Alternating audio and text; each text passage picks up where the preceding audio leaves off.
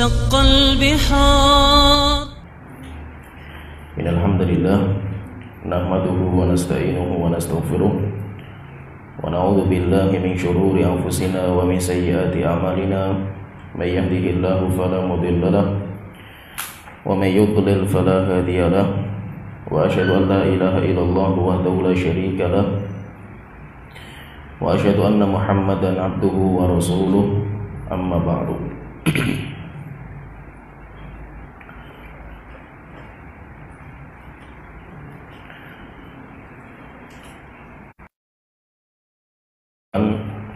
Tentang sifat fisik Dajjal secara detail dari hadis-hadis Rasulullah SAW, maka kita akan membahas tentang tanda keluarnya Dajjal, yaitu kejadian-kejadian membuka keluarnya Dajjal dari tempatnya, dan kejadian-kejadian besar yang mengiringi keluarnya Dajjal itu ada sekitar 7 kejadian besar atau 7 tanda. Yang pertama, saya sebutkan secara ringkas dulu. Yang pertama, ditaklukkannya Konstantinopel.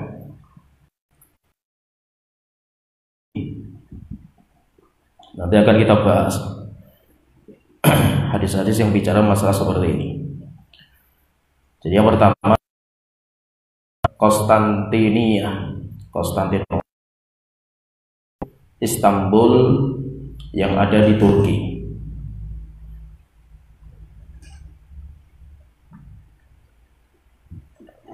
Kemudian yang kedua,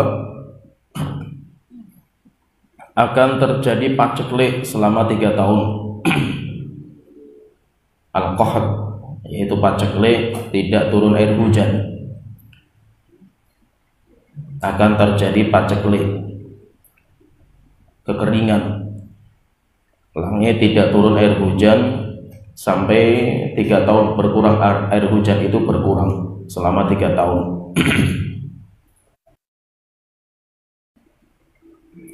Kemudian yang ketiga, munculnya fitnah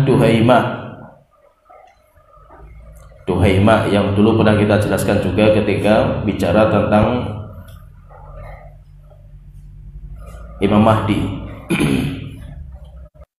Keempat, akan terjadi kejadian alam yang sangat besar, yaitu akan terjadi kejadian alam.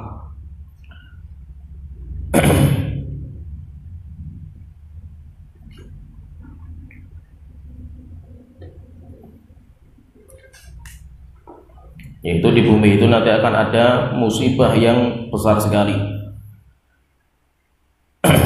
Kemudian yang kelima, menyebarnya kezaliman, kebodohan, dan percekcokan di bumi, yaitu banyaknya kerusakan di muka bumi.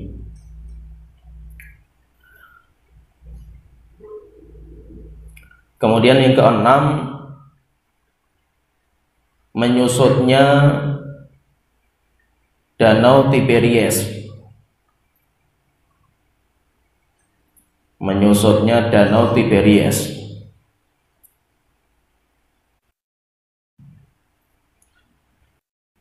Kemudian yang ketujuh,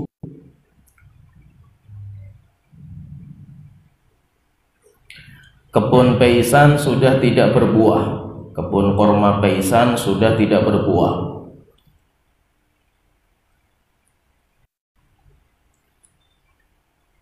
Nah, jadi ada 7 kejadian besar yang mengiringi keluarnya Dajjal. Ada 7 kejadian. Yang pertama yang akan kita bahas di sini, yang pertama yaitu Fathu Al-Konstantiniyah Warumiyah, dibukanya atau ditaklukkan Konstantinopel dan Roma atau Fathu Biladir Rum, dibukanya dua ibu kota Romawi, Konstantinopel dan Roma. Dan ini dibukanya Konstantinopel itu di Istanbul, Turki. Dibukanya Konstantinopel ini bukan di tangan Fatih. Kalau di tangan Muhammad Al-Fatih itu sudah terjadi. Tetapi nanti di sini kita akan bicara dari banyak riwayat berbicara tentang sebelum Dajjal keluar, Konstantinopel itu akan dibuka oleh Konstantinopel itu akan dibuka, dan Roma. Jadi dua ibu kota Romawi itu jatuh di tangan kaum muslimin. Dan itu nanti jelas sekali menunjukkan berarti bukan di tangan Muhammad Al-Fatih, karena Muhammad Al-Fatih sudah lama. Sedangkan ini tanda-tanda hari kiamat. Dan itu pun menunjukkan berarti memang Turki itu sudah lepas dari tangan kaum muslimin. Dan sekarang kita sudah melihat. Dulu Turki, khilafah Turki Utsmani. Setelah itu hancur juga khilafah. Nah, itu nanti akan dibuka kembali sama kaum muslimin. Turki itu atau Konstantinopel akan dibuka. Ketika sudah dibuka, nanti Roma, Vatikan pun akan dibuka. Ketika sudah dua-duanya dibuka, setelah itu baru Dajjal itu keluar. Dan hadis yang berbicara tentang dibukanya Konstantinopel yang kedua, karena pertama sudah dibuka sama Muhammad Al-Fatih, tetapi dibukanya yang kedua atau berdekatan dengan munculnya Dajjal itu, hadis yang berbicara tentang masalah ini itu ada 3 macam. Hadis yang bicara tentang dibukanya Konstantinopel itu ada 3 macam. Hadis yang sahih dan hadis yang sahih. Kemudian hadis yang lemah, dhaif, tapi dhaifnya ringan, sehingga dhaifnya ringan itu bisa terangkat. Kemudian yang ketiga, ada juga hadis yang dhaifnya parah, bahkan Syalbani nanti menghukumi dengan maudhu, palsu. Nah, jadi banyak hadis yang bicara tentang masalah dibukanya Konstantinopel itu banyak. Dan nanti terus bagaimana kita menggabungkan antara hadis itu dengan hadis yang lain di mana Rasulullah SAW itu membicarakan tentang Konstantinopel pertama kali dibuka. Itu nanti juga ada kalam ulama bagus dalam masalah ini. Nah, jadi intinya di sini ada banyak riwayat, ada riwayat yang sahih, ada riwayat yang dhaif ringan, ada juga riwayat yang dhaif berbicara tentang dibukanya Konstantinopel. Dan Konstantinopel yang nanti akan dibuka itu tanpa peperangan, tidak ada pakai senjata, tetapi dibuka hanya dengan takbir dan tasbih. Dan itu nggak terjadi zaman Muhammad Al-Fatih, tidak terjadi zamannya Muhammad Al-Fatih. Beberapa riwayat yang berbicara masalah ini kita akan sebutkan sebagian saja. Hadis yang sahih dari Abu Hurairah radhiyallahu anhu, dan itu dulu pernah Rasulullah SAW beliau bersabda, la taqumu sa'ah, tidak akan terjadi hari kiamat hatta yang zilar rumu bil a'maq, kecuali orang-orang Romawi itu nanti akan berkumpul di sebuah tempat namanya A'maq atau namanya Dabik, dan itu semuanya di Suriah. Dan itu berarti kejadian ini ketika kejadian Al-Kubra, dan sudah kita bahas Al-Malhamatul Kubra, sudah kita bahas bagaimana dahsyatnya Al-Malhamatul Kubra itu. Kalau kaum muslimin itu mereka juga kumpul juga di Suriah juga itu. Jadi kalau orang Romawi itu di A'maq, di Dabik itu orang-orang Romawi. Setelah itu Rasulullah SAW bersabda, fayakhruju ilaihim jayshun minal Madinah. Kemudian setelah itu akan muncul pasukan perang dari Madinah. min khiyari ahlil ardi yauma idzin. Dan pasukan itu, pasukan dari Madinah itu pasukan terbaik di muka bumi pada hari itu. Dan ceritanya sudah kita sebutkan, yaitu orang-orang dari Madinah. Sampai Rasulullah SAW itu sampai melihat, tahu tentang mereka, kudanya mereka dan warna kudanya apa, itu Rasulullah SAW itu tahu.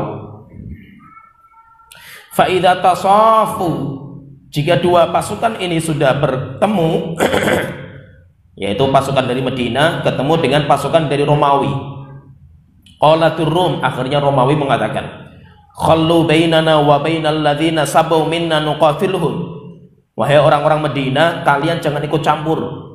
Biarkan antara kita dan orang-orang yang telah memerangi kita, yaitu maksudnya apa? Kaum muslimin.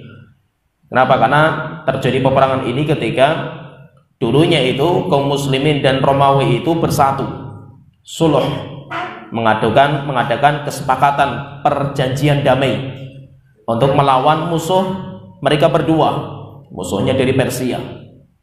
Ketika sudah hancur, akhirnya terjadi perpecahan antara kaum muslimin dan Romawi. Setelah itu terjadi peperangan. Fayaqulul muslimun, maka orang-orang muslim mengatakan, la, tidak. Wallahi la nukhalli bainakum wa baina ikhwanina. Tidak akan kita biarkan kalian memerangi saudara-saudara kita. Fayuqatilunahum, akhirnya orang-orang Madinah juga ikut perang melawan orang-orang Romawi. Fayanhazimu thuluthun la yatubullahu alaihim abada. Maka ketika terjadi peperangan dengan Romawi, pasukan Islam itu terpecah menjadi tiga bagian. Pasukan Islam itu terpecah menjadi 3 bagian. Thuluthun, tidak akan terima tobat mereka, yaitu sepertiga dari pasukan itu melarikan diri melihat peperangan yang dahsyat. Dan telah kita jelaskan bagaimana ngerinya peperangan itu. Peperangan Malhamatul Kubra itu puncaknya di hari yang keempat, 3 hari. Hari yang keempat yang paling mengerikan. Sehingga sepertiganya itu la yatubullahu alaihim abadan, Allah nggak akan terima tobat mereka. Wa yuqtalu thuluthuhum, sepertiga yang kedua mereka terbunuh. Afdhalus syuhada'i indallah, mereka adalah orang yang syahid terbaik, termulia di muka bumi di sisi Allah Ta'ala, yaitu syuhada yang terbaik di sisi Allah itu mereka, sepertiga yang terbunuh itu. Wa yaftatihus thuluthu, sedangkan sepertiga yang ketiga, jadi sepertiga yang pertama mereka melarikan diri, sepertiga yang kedua mereka terbunuh, sepertiga yang ketiga mereka lah yang bisa memenangkan peperangan. La yuftanuna abadan, mereka tidak akan terfitnah setelah itu, yaitu sepertiga yang menang itu akan terfitnah setelah itu. Nah, setelah ini Rasulullah SAW mengatakan, berarti itu peperangan dinamakan dengan Malhamatul Kubra. Itu yang telah kita bahas. Setelah itu Rasulullah SAW mengatakan, fayaftatihuna Konstantiniyah. Setelah itu kaum muslimin menaklukkan Konstantinopel. Nah, berarti di sini penaklukan Konstantinopel itu terjadi setelah Malhamatul Kubra. Dan Malhamatul Kubra sampai sekarang belum terjadi. Sampai sekarang belum terjadi. Berarti apa? Ini kejadian yang akan datang. Kejadian yang akan datang. Fabainahum yaktasimunal ghanaim. Ketika mereka itu membagi ghanimah, kaum muslimin itu menang, menaklukkan Konstantinopel, menang. Dan nanti akan kita sebutkan cara menaklukkan Konstantinopel itu. Ketika kaum muslim menang di Konstantinopel, fabainahum yaktasimunal ghanaim. Ketika kaum muslimin itu membagi ghanimah, qad allaqu suyufahum bizaitun, mereka sudah membersihkan pedang-pedang mereka dengan minyak zaitun, yaitu sudah selesai peperangan, mereka membersihkan pedang, memasukkan ke tempatnya. Idh shaha fihim syaitan, tiba-tiba syaitan itu teriak. Syaitan itu mengatakan kepada mereka, innal masiha qad khalafakum fi ahlikum, sesungguhnya Masih Dajjal itu sudah memasuki keluarga kalian, yaitu sudah mengurusi keluarga kalian. Keluarga kalian tinggal, sekarang keluarga kalian itu diserang sama Dajjal. Fayakhrujun, akhirnya pasukan ini pulang ke kampung halaman, yaitu pulang dari sana. Wadzalika batil, rupanya info itu nggak benar. Ketika mereka berjalan pulang, rupanya berita Dajjal itu sudah keluar itu nggak benar. Fa idza ja'u Syam kharaja. Akhirnya ketika kaum muslimin itu pulang sampai ke Syam, ketika sudah sampai di Syam, baru Dajjal itu keluar. Jadi Dajjal keluarnya itu ketika kaum muslimin di Syam, yaitu yang dipimpin sama Imam Mahdi. Oleh itu berarti nanti Imam Mahdi itu bersama pasukan kaum muslimin itu mereka berkumpulnya di Syam. Sedangkan Mekah dan Madinah yang menjaga malaikat. Sedangkan pasukan kaum muslimin itu semuanya berkumpulnya di Syam. Dajjal itu belum mendatangi Syam. Nanti mendatangi Syam itu sudah terakhir. Perjalanan Dajjal sudah terakhir. Dajjal itu sampai ke Syam, dan ketika sudah sampai di Syam sampai ke dekat Masjidil Aqsa. Baru setelah itu nanti Nabi Isa itu turun. Nah, jadi di awal-awal itu Dajjal nggak mendatangi Syam. Tapi Dajjal itu akan mendatangi semua tempat di muka bumi kecuali Mekah Madinah karena dijaga sama malaikat. Sampai akhirnya bahwa terakhir estafet Dajjal itu ke Syam. Itu terakhir. Kenapa? Karena pasukan Islam di sana. Terakhir sampai akhirnya ketika sudah sangat dekat dengan Masjidil Aqsa, setelah itu baru Nabi Isa turun, kemudian terjadi peperangan antara Nabi Isa dan Imam Mahdi. Ketika terjadi peperangan sampai akhirnya Dajjal pun terbunuh. Terbunuhnya di mana? Di Syam. Dajjal itu terbunuhnya di Syam di dekat Masjidil Aqsa, di pintu namanya Babil Lut. Maka ketika kaum muslimin itu di Syam, fa idza ja'u Syam, ketika kaum muslimin datang ke Syam, kharaja, Dajjal itu keluar. Fa bainahum yu'idduna lil qital. Ketika kaum muslimin mereka menyiapkan untuk berperang melawan Dajjal, yasufuna sufuf, mereka sudah merapikan saf salat mereka. Iqamatis shalah, dan salat pun sudah diiqamahkan, sudah qomat salatnya itu salat subuh. Fayanzilu Isa bin Maryam, akhirnya Nabi Isa itu turun. Sallallahu alaihi wasallam, Nabi Isa itu turun, dan nanti insyaallah akan kita sebutkan Nabi Isa sifatnya kayak apa dan sifat turunnya kayak apa Nabi Isa ini. Dan kemarin kita sebutkan beberapa sifat Nabi Isa karena bersamaan dengan Dajjal. Rasulullah SAW melihat dalam mimpi ada seseorang yang tawaf di Ka'bah, dan itu rupanya Nabi Isa. Demikian juga di belakangnya ada seseorang tawaf juga Dajjal. Semuanya namanya Al-Masih.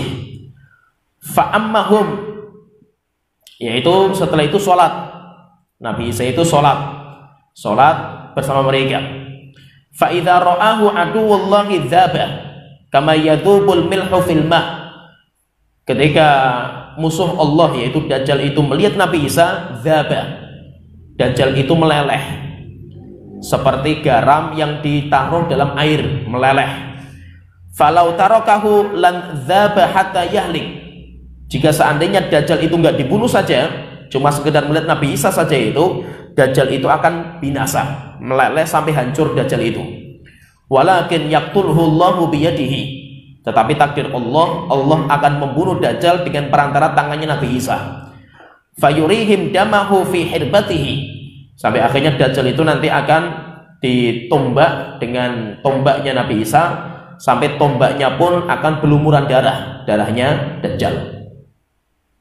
Jadi kalau kita perhatikan hadis ini, berarti menunjukkan dibukanya Konstantinopel itu setelah terjadi Malhamatul Kubra, dan Malhamatul Kubra sudah kita jelaskan panjang lebar. Berarti menunjukkan apa? Menunjukkan bahwa dibukanya Konstantinopel itu bukan di tangan Muhammad Al-Fatih. Bukan. Kenapa? Karena Konstantinopel jatuh lagi, lepas lagi dari tangan kaum muslimin. Sekarang pun lepas juga dari tangan kaum muslimin, bukan di atas khilafah. Akhirnya nanti kaum muslimin pun akan membuka kembali. Hadis yang kedua, ini hadis sahih juga, dikeluarkan oleh Imam Muslim dari Abu Hurairah radhiyallahu anhu. Kalau dalam hadis ini Rasulullah SAW akan menjelaskan bagaimana peperangan menaklukkan Konstantinopel itu kayak apa itu. Yaitu nanti perangnya itu kayak apa. An Abi Hurairah radhiyallahu anhu anna Nabi sallallahu alaihi wasallam qala. Dari Abu Hurairah radhiyallahu anhu, Rasulullah sallallahu alaihi wasallam beliau bersabda, "Sami'tum bi Madinatin janibun minha fil bar wa janibun minha fil bahr." Rasulullah bertanya sama, apakah ada sebuah kota yang mana kota itu di sampingnya itu daratan, sampingnya itu lautan, yaitu indah sekali kota ini. Qalu na'am, maka para sahabat mengatakan, benar wahai Rasulullah, kita pernah mendengar, yaitu apa? Konstantinopel. Dan Konstantinopel itu menjadi ibu kota Romawi zaman Rasulullah SAW. Heraklius, ibu kota Romawi itu ibu kotanya itu di Konstantinopel. Dan Heraklius pun ketika mendapatkan surat di Rasulullah SAW pun, ketika meyakini benarnya Nabi Muhammad itu Nabi, setelah itu Heraklius mengatakan, jika benar Muhammad itu adalah Nabi akhir zaman yang kita tunggu, fasayamliku qadamayya hadza, maka dia itu akan menguasai apa yang saya injak sekarang ini. Apa yang saya injak itu nanti akan dikuasai sama kaum muslimin. Dan rupanya mimpi-mimpi kaum muslimin menguasai itu lama sekali itu. Sampai 2 tangan kaum muslimin untuk menaklukkan Konstantinopel itu nggak ada yang bisa lolos. Yang bisa lolos itu Muhammad Al-Fatih. Dan Muhammad Al-Fatih itu pun setelah abad ke-8. Setelah tahun 800-an. Maka para sahabat mengatakan, "Na'am ya Rasulullah." Benar wahai Rasulullah, saya mendengar tentang kota itu, kota yang sangat indah, di mana kota itu diapit lautan dan daratan. Setelah itu Rasulullah SAW mengatakan, la taqumu sa'ah, tidak akan terjadi hari kiamat hatta yaghzuwa sab'una alfan min Bani Ishaq. Tidak akan terjadi hari kiamat sampai nanti kota itu akan diserang 70.000 dari Bani Ishaq. Ini Bani Ishaq. Kalau dilihat yang lain nanti disebutkan Bani Ismail. Ada yang menyebutkan Bani Ishaq, ada riwayat yang menyebutkan Bani Ismail. Kalau Bani Ismail itu orang Arab. Kalau Bani Ismail itu orang-orang Arab. Kalau Bani Ishaq itu orang-orang Bani Israel. Karena Bani Israel itu kembalinya ke Ishaq. Kalau Ismail itu kembalinya ke Arab. Dan itu riwayat pun sebagian ulama berbeda juga. Ada yang menjamak, karena riwayatnya sama-sama sahih antara Bani Ishaq dan Bani Ismail. Ada yang menjamak, dijamakkan bahwa pasukan itu nanti 70.000 itu orang Arab dan orang-orang Bani Israel yang masuk Islam. Ada juga yang mengatakan mentarjih, bukan menjamak, mentarjih. Dan yang mentarjih pun berbeda. Ada yang mengatakan Bani Ishaq yang lebih kuat, ada yang mengatakan Bani Ismail. Kalau Bani Ismail berarti orang-orang Arab. Fa'idha ja'uha nazalu, kalau mereka sudah datang, yaitu 70.000 pasukan Islam itu sudah datang, nazalu, akhirnya apa? Kaum muslim pun akan turun ke situ.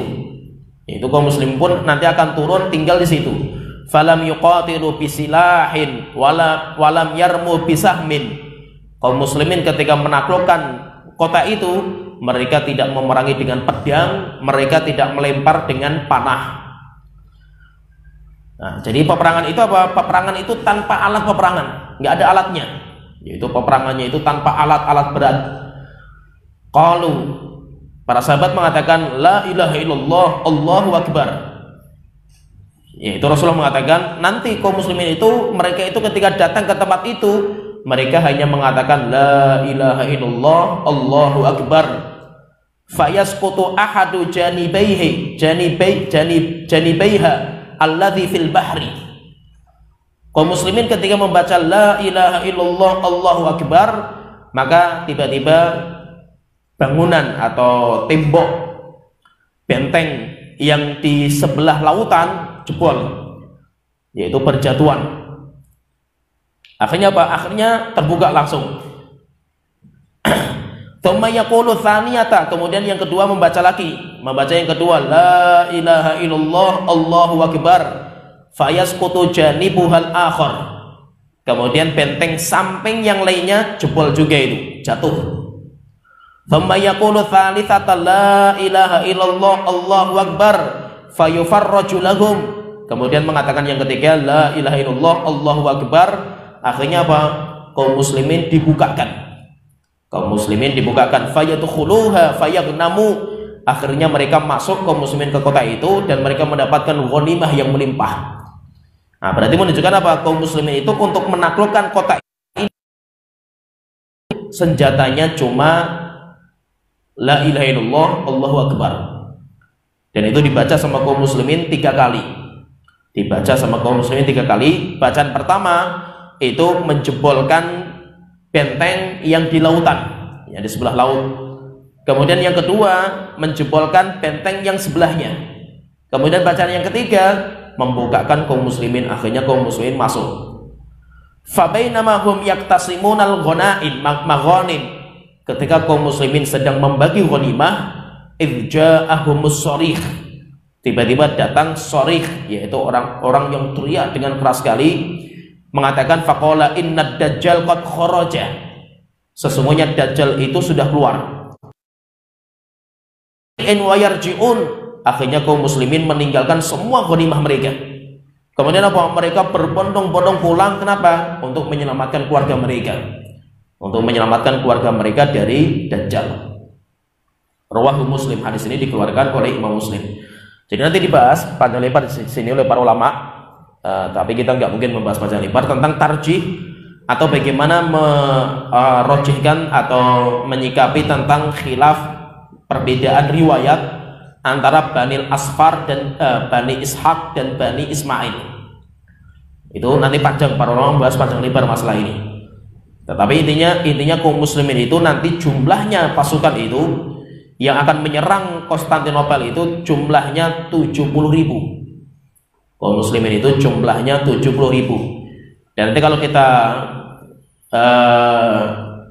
gabungkan dengan riwayat yang kita waktu bicara Malhamatul Kubra itu, nanti kita akan mendapatkan tambahan lagi bahwa 70.000 itu dipimpin sama Imam Mahdi. 70.000 itu nanti akan dipimpin sama Imam Mahdi, dan Imam Mahdi nanti akan memimpin kaum muslimin, kemudian mendirikan khilafah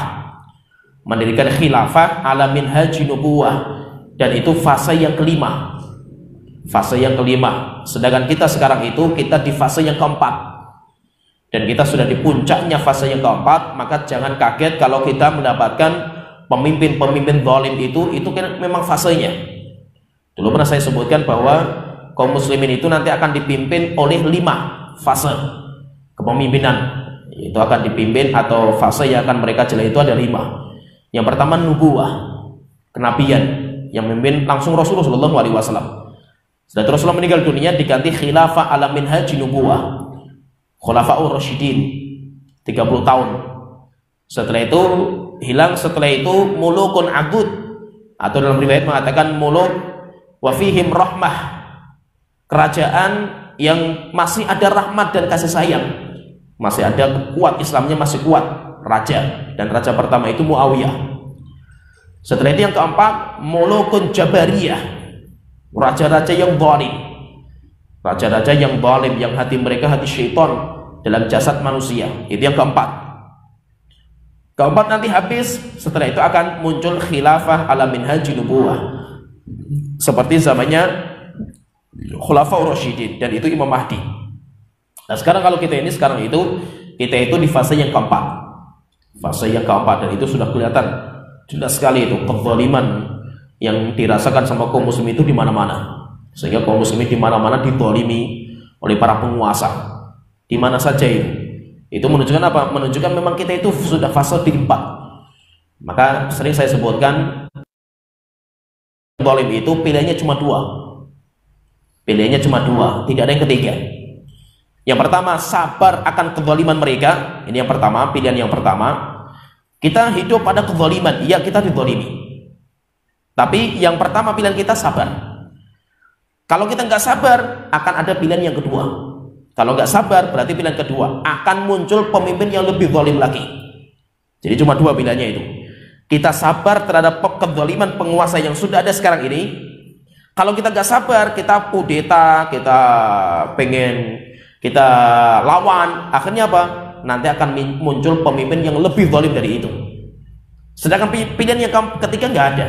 Kita pengen mencari pemimpin yang lebih baik, nggak ada. Kapan pemimpin yang lebih baik itu? Zamannya Imam Mahdi. Maka itu kalau zaman kita itu, kalau ketika kita dipimpin sama pemimpin yang zalim itu, pilihan yang terbaik itu sabar, nggak ada yang lain.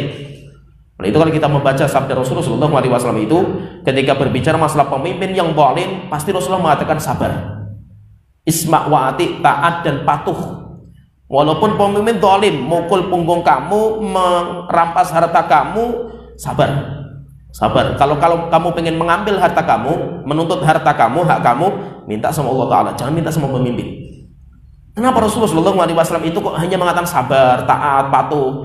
Bahkan pemimpin nanti, hatta pemimpin itu nggak layak jadi pemimpin itu, Abdul Habasyun itu, tetap sabar, taat dan patuh itu. Kenapa? Karena kalau kita nggak sabar, akan datang pemimpin yang terjadi di Timur Tengah. Arab Spring itu sebagai pelajaran itu. Mereka dipimpin samar presiden diktator, iya, ya, di Mesir, di Yaman, di Libya, di Suriah, di Irak. Itu kan presidennya diktator itu, presiden yang puluhan tahun menjadi penguasa itu. Akhirnya apa? Masyarakat nggak sabar itu, kesabaran mereka sudah habis. Setelah itu apa? Harus dikudeta negara itu. Akhirnya keluarlah manusia demonstrasi besar-besaran sampai akhirnya presiden yang sah, yang diktator itu dikudeta. Setelah dikudeta apa? Apakah datang pemimpin yang lebih baik lagi? Enggak. Datang pemimpin yang lebih mengerikan lagi setelah itu. Akhirnya kaum muslimin dibantai habis. Zaman ketika masih pemimpin yang sebelumnya, walaupun zalim pemimpin itu, tapi kaum muslimin itu masih nikmat. Kita itu masih mendapatkan kenikmatan. Yaitu apa? Ibadah masih bisa. Demikian juga pasar masih dibuka, kerjaan masih ada. Demikian juga anak istri kita masih terjaga. Tapi apa? Nggak sabar mereka itu. Ketika nggak sabar, harus dikudeta. Ketika dikudeta, anaknya dibantai sama pemimpin itu. Istrinya diperkosa, pasar tutup. Pabrik nggak ada lagi, kerjaan sudah nggak ada. Akhirnya setiap hari cuma nunggu mati saja itu. Kenapa? Karena nggak sabar. Maka itu pilihannya itu cuma dua. Pilihannya cuma dua. Kalau kita berjuang misalkan, oh ini ada dua calon misalkan, pemilihan misalkan pemimpin ada dua itu. Kita itu hanya bisa berusaha saja itu. Hasilnya kita serahkan kepada Allah Ta'ala. Walaupun apa? Nanti hasilnya itu zalim juga itu. Nggak ada cara yang lain itu. Mau apa lagi kita itu? Kalau kita nggak sabar, datang pemimpin yang lebih zalim lagi. Ya, jadi intinya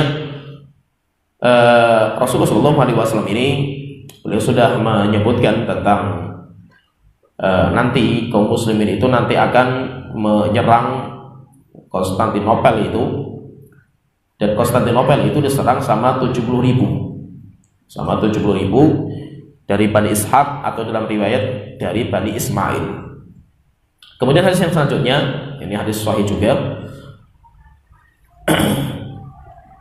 Tapi hadisnya mauquf. Kalau Imam Bukhari merojekkan mauquf. Ini juga bicara tentang masalah Konstantinopel. Dari Abi Tha'labah Al-Khushani, sahabat Rasulullah SAW, annahu sami'ahu yaqul wa huwa fil fustat. Pernah mendengar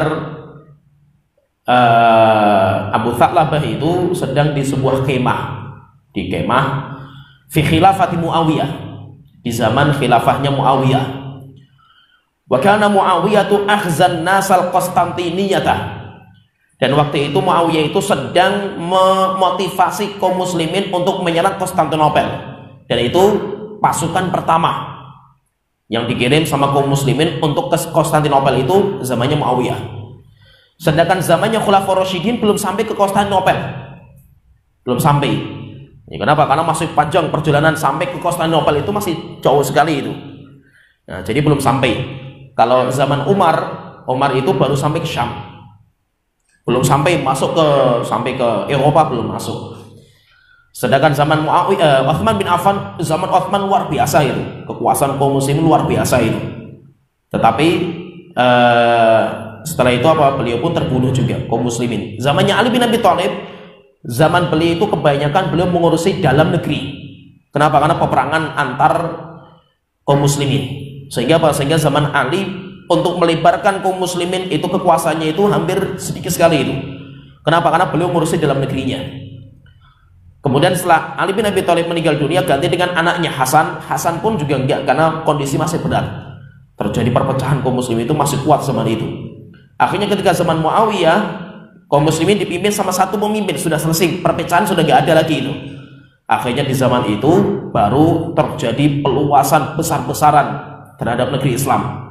Sampai zaman Muawiyah ini memiliki pasukan armada laut terbaik, yaitu beliau menguatkan pasukan armada lautnya. Akhirnya ketika sudah kuat pasukan Muawiyah itu, maka mimpi beliau pun Konstantinopel. Kenapa? Karena untuk mewujudkan mimpi Rasulullah SAW dan umatnya itu. Tetapi apa? Gagal. Setelah itu nanti lanjutkan lagi, pasukan yang kedua dikirim lagi, gagal lagi. Terus sampai Muhammad Al-Fatih. Jadi memang Konstantinopel itu ibu kota yang sangat kokoh, yang susah sekali untuk ditaklukkan, itu susah sekali. Maka ketika itu Muawiyah itu sedang memotivasi kaum muslimin untuk menaklukkan Konstantinopel. Faqala, kemudian beliau mengatakan ini kalau hadisnya mauquf, ya mauqufnya sampai Muawiyah. Tapi kalau marfu berarti maksudnya disampaikan kepada Rasulullah SAW. Itu belum mengatakan wallahi la ta'jizu hadhil ummatu min nisfi yaumin min ayyamillah. Demi Allah, sesungguhnya umatku tidak akan pernah mundur, tidak pernah malas walaupun cuma setengah hari dari hari-hari yang Allah Ta'ala berikan untuk menaklukkan Konstantinia. Itu maksudnya nanti Konstantinopel itu ditaklukkan gak lama, cuma setengah hari ditaklukkan itu. Idza ra'aita Syam ma'idata rajulin wahidin wa ahli baiti. Jika seandainya kamu sudah melihat Syam itu dikuasai sama satu orang, yaitu sudah nggak ada perbedaan lagi itu di Syam itu. Fa inda dzalika fathul Konstantiniyah. Maka ketika itu nanti Konstantinopel itu akan dibuka. Ini juga menggambarkan, berarti menunjukkan memang kaum muslimin itu nanti akan membuka, dan membukanya nggak lama itu. Kenapa? Karena tidak melalui peperangan. Ini hadis semuanya hadis sahih, walaupun masih banyak hadis yang lain. Ya, kita lanjutkan. Sekarang kita akan membacakan hadis-hadis yang lemah, tapi lemahnya ringan, sehingga terangkat menjadi hadis yang hasan. Kalau tadi yang kita sebutkan itu hadis-hadis yang sahih, yaitu hadis yang dikeluarkan oleh Imam Ahmad, Imam Hakim, dan yang lainnya dari Abu Qubail. Beliau mengatakan, kunna inda Abdullah bin Amr bin As. Kami pernah di sisi Abdullah bin Amr bin As. Wasu'ila, kemudian beliau ditanya, ayyul madinataini tuftahu awwala. Wahai Abdullah bin Amr bin As, ibu kota Romawi yang pertama kali ditaklukkan kaum muslimin itu yang mana? Al-Konstantiniyah atau Rumiyah? Konstantinopel atau Roma? Konstantinopel atau Roma? Fada'a Abdullahi bisunduk lahu halakun. Akhirnya Abdullah bin Amr bin As itu, beliau meminta kepada Abu Qubail untuk mendatangkan sunduk, kotak yang rambut. Qala fa akhraja minhu kitaban. Itu ada jadi kotak, sebuah kotak. Fa akhraja minhu kitaban, kemudian mengeluarkan dari kotak itu sebuah buku. Ada sebuah buku yang disimpan di kotak itu. Faqala Abdullah, maka Abdullah bin Amr bin As mengatakan, bainama nahnu haula Rasulillah sallallahu alaihi wasallam naktub. Kami pernah ketika sedang bersama Rasulullah sallallahu alaihi wasallam, kami itu sedang menulis. Karena Abdullah bin Amr bin As itu termasuk penulis wahyu. Idzu su'ila Rasulullah sallallahu alaihi wasallam, maka Rasulullah sallallahu alaihi wasallam itu mengatakan, Rasul itu ditanya, ayyul madinataini tuftahu awwala, wahai Rasulullah, ibu kota Romawi yang pertama ditaklukkan itu apa? Konstantiniyah atau Rumiyah, Konstantinopel atau Roma? Faqala Rasulullah sallallahu alaihi wasallam, maka Rasulullah sallallahu alaihi wasallam beliau mengatakan, bersabda, Madinatu Hiraql tuftahu awwala. Yang pertama kali ditaklukkan itu adalah Madinatu Hiraql, ibu kota Heraklius, yang akan dibuka pertama kali, yakni Konstantiniyah, yaitu Konstantinopel. Ya, di sini walaupun dhaif Sanadnya itu ada 2 rawi yang dhaif, tetapi dhaifnya itu ringan. Sehingga hadis ini terangkat menjadi hadis yang hasan, dan Syalbani pun menyebutkan hadis ini juga di kitab Shahihah beliau. Hadis yang kedua, Rasulullah Shallallahu Alaihi Wasallam beliau bersabda, saya ringkaskan, Rasulullah bersabda, la tuftahannal Konstantinia itu akan dibuka sama kaum muslimin. Falanikmal amiruha. Maka pemimpin sebaik-baik pemimpin itu pemimpin waktu penyerangan itu, waktu pembukaan itu. Walanikmal jaishu dzalikal jaish. Dan sebaik-baik pasukan itu adalah pasukan tersebut. Sebaik-baik pasukan Islam itu adalah pasukan yang menaklukkan Konstantinia. Hadis yang ketiga, an Mu'adz bin Jabal, hadisnya juga dhaif juga secara sanad tapi ringan. Hadis yang ketiga dari Mu'adz bin Jabal radhiyallahu anhu, Rasulullah sallallahu alaihi wasallam beliau bersabda, "Umranu Baitul Maqdis kharabu Yathrib." Dimakmurkannya, diramikannya Baitul Maqdis itu sebagai tanda kharabu Yathrib, rusaknya Yathrib, Madinah. Dan itu telah kita sebutkan hadis ini. Wa kharabu Yathrib khurujul malhamati. Dan rusaknya Madinah itu sebagai tanda keluarnya, munculnya Malhamatul Kubra.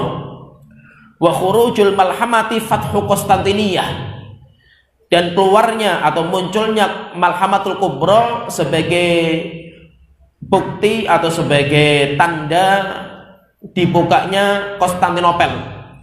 Wa fathu Konstantiniyah khurujud Dajjal.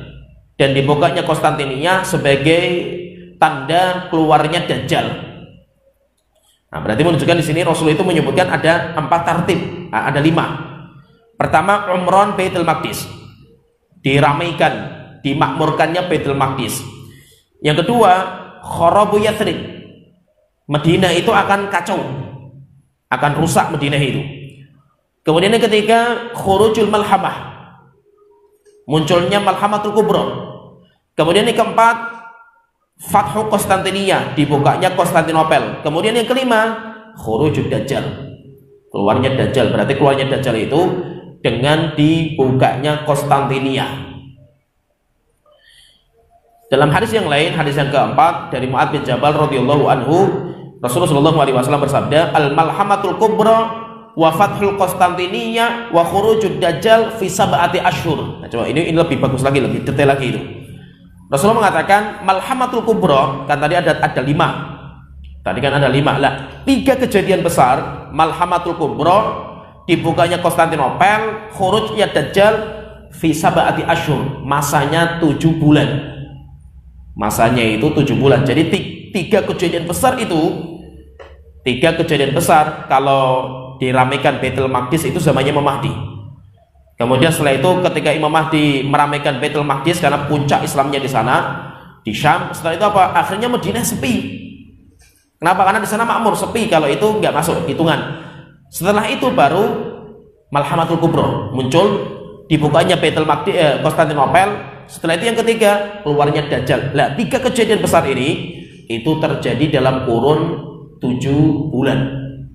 Terjadi dalam kurun 7 bulan. 7 bulan berarti Malhamatul Kubra, dibukanya Baitul Konstantinopel, kemudian keluarnya Dajjal. 3 kejadian ini kurun waktunya 7 bulan. Kurun waktunya itu 7 bulan. Nah, jadi kalau kita perhatikan di sini intinya kejadian besar yang nanti akan mengiringi keluarnya Dajjal itu adalah dibukanya Baitul Maqdis, dibukanya Konstantinopel. Dan Imam Mukatsir ketika tadi menyebutkan ada 5 kejadian besar itu, Umran, Baitul Maqdis, kharabu Yathrib dan yang lainnya, beliau mengatakan, kata Imam Mukatsir, wa hadza isnadun jayyid, ini sanadnya bagus, wa haditsun hasan, dan hadisnya hasan, berarti kuat hadisnya, walaupun lemah sedikit tetapi terangkat hadisnya itu. Jadi intinya di sini kejadian besar yang akan mengiringi keluarnya Imam Mahdi itu, keluarnya Dajjal itu adalah dibukanya Konstantinopel. Dan dibukanya Konstantinopel bukan di tangan Muhammad Al-Fatih. Di tangan Muhammad Al-Fatih sudah terjadi itu. Tetapi yang kita maksudkan di sini itu adalah tanda-tanda hari kiamat, dan itu belum terjadi. Oleh itu bagus ada ucapan kata Syekh Hamud At-Tuwaijiri. Saya bacakan ucapan beliau sebagai penutup di dalam kitab beliau Ithaful Jamaah. Beliau membicarakan tentang Fathu Konstantinopel. Itu maksudnya apa? Yaitu maksudnya apakah Muhammad Al-Fatih atau bukan? Maka beliau mengatakan, bagus ucapan beliau itu, menggabungkan banyak riwayat. Maka beliau mengatakan, waqad futihatil Konstantiniyatu fi sanati sab'in wa khamsin wa thamaniyati mi'atin. Konstantinopel itu sudah dibuka sama kaum muslimin tahun 857 Hijriah ala yadi Sultan Utsmani At-Turkumani Muhammad Al-Fatih, di tangan seorang pemimpin dari Bani Utsmaniyah yaitu Muhammad Al-Fatih. Wa summiyal Fatih li fathil Konstantiniyah, dan dijuluki dengan Al-Fatih karena dia membuka Konstantinopel. Walam tazal al-Konstantiniyatu fi aidil Utsmaniyin ila zamanina hadza, dan Konstantinopel itu terus di tangan Utsmaniyin, di tangan orang-orang Turki Utsmani sampai zaman kita. Hadza fi akhiril qarnir rabi' asyar minal hijrah, di akhir abad ke-14 Hijriah, abad ke-14. Wa hadzal fathu laisa huwal madhkur. Setelah itu kan nanti Turki Utsmani kan hancur. Setelah itu beliau mengatakan, pembukaan ini, dibukanya Konstantinopel sama Muhammad Al-Fatih itu, beliau mengatakan, wa hadzal fathu laisa huwal madhkuru fil ahaditsil lati taqaddama dzikruha. Hadis-hadis dibukanya Konstantinopel sama Muhammad Al-Fatih itu bukan yang dimaksudkan dengan hadis-hadis yang kita sebutkan itu. Yaitu hadis-hadis yang kita sebutkan tentang Dajjal itu bukan mengisyaratkan tentang Muhammad Al-Fatih, bukan. Li'anna dzalika innama yakunu ba'dal malhamatul kubra. Kenapa? Karena yang dimaksudkan dalam hadis dibukanya Konstantinopel berkaitan dengan Dajjal itu, beliau mengatakan itu terjadi setelah malhamatul kubra, dan itu sama Muhammad Al-Fatih enggak ada. Wa qabla khurujid Dajjal bi zamanin yasir, dan itu dibukanya Konstantinopel itu sebelum zaman Dajjal, dan jaraknya cuma sedikit lagi sama Dajjal itu enggak lama itu. Kama taqaddama bayanu dzalika fi iddati ahadits min ahadits hadzal bab, sebagaimana telah kita jelaskan dalam banyak hadis-hadis bab ini yang menjelaskan seperti itu. Wa kama sayati aidan fi haditsai Mu'adz wa Abdullah bin Bushr radhiyallahu anhuma wa yakunu fatha bitasbih wa tahlil wa takbir. Dan akan kita sebutkan hadis ini, kata beliau, dari Mu'adz bin Jabal, demikian juga Abdullah bin Bushr. Kalau hadis Abdullah bin Bushr itu tadi kita tidak sebutkan karena memang itu hadisnya lemah. Kemudian beliau mengatakan, dan nanti akan kita sebutkan dua hadis, yaitu hadisnya Mu'adz dan Abdullah bin Bushr, wa yakunu fathuha bitasbih, dan nanti hadisnya mengisyaratkan bahwa nanti dibukanya Konstantinopel itu dengan tasbih, wa tahlil, wa takbir, dengan tahlil la ilaha illallah, dengan takbir, la bi kathratil adad wal uddah, bukan dengan banyaknya pasukan dan banyaknya senjata. Setelah itu beliau mengatakan, kama taqaddama musarrihan bihi fi ghairi ma haditsin min ahadithi hadzal bab, sebagaimana itu telah kita jelaskan dalam banyak hadis. Setelah itu beliau mengatakan, dan ini termasuk tadi yang kita bicarakan, sebenarnya kita akan bicarakan itu tapi waktunya nggak mungkin. Setelah itu beliau mengatakan, wa yakunu fathuha ala aidil arab.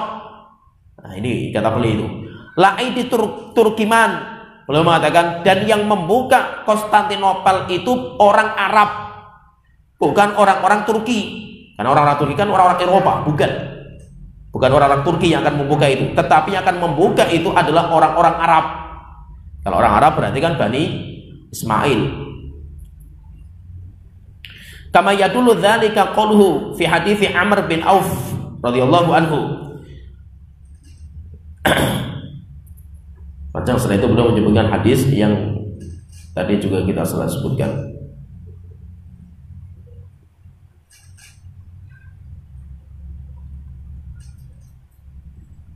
Setelah itu beliau mengatakan, Kemudian beliau mengatakan, fadalla hadza ala annal malhamatul kubra takunu bainal Arab war Rum. Ketika menjelaskan malhamatul kubra, kemudian beliau mengatakan, dan ini menjelaskan juga, menyebutkan juga kepada kita bahwasanya malhamatul kubra itu perangnya antara Arab dan Romawi.